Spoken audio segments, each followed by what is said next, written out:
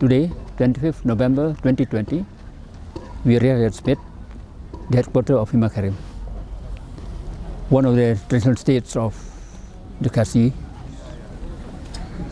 We are completing the annual celebration of Nongkrem dance, the annual Thanksgiving festival of Hima Karim and Smith. As the CM of Karim, I'm honored to have been in office for 42 years and having not missed a single year to celebrate this annual congregation, a traditional institution that has its own embodiment intact. Whatever it is, fortunately or unfortunately, the last bastion of Khasi traditional belief and functions, that what we do here stand as a distinct and unique identity of the Khasi community.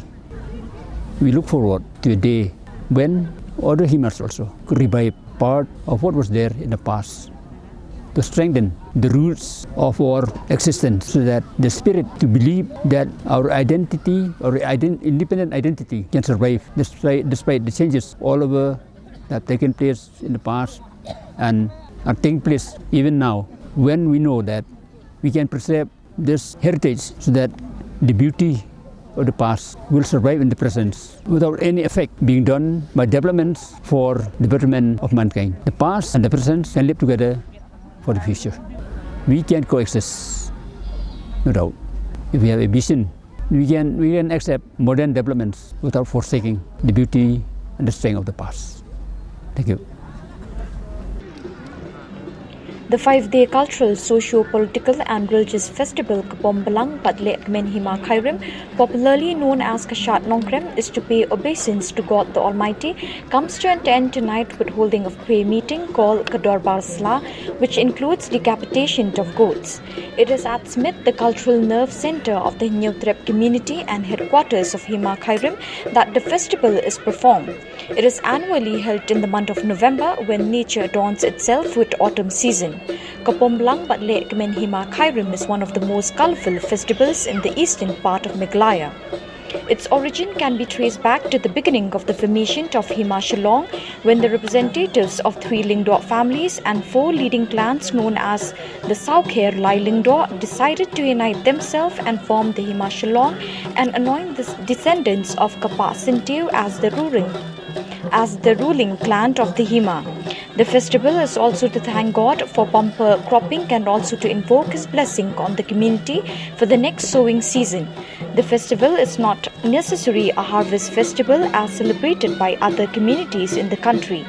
It is a time to invoke God the benevolent to continue showing on the community with good health and well-being and prosperity.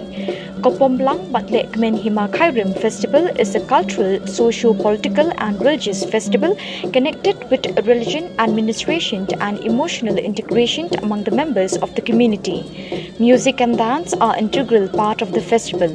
During the 5 days of festivity, musical instruments such as drums and the melodious windpipe musical instrument called Katang Muri are played continuously to mark the occasion. During these days, solemn reverence and obeisance is paid to Ulay Shillong, Usud Nya Long's aim, the ancestral maternal uncle, and veneration is also made to Kapa Sintiu, the ancestral mother of the ruling clan.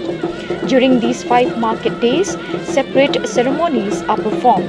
On Omni Market Day, a ceremonial procession was taken out from the Ying Sad, a shrine shaped like an inverted board, which nestles the sanctorum and 3 consecrated pillars to a hillock called Lom Yodo.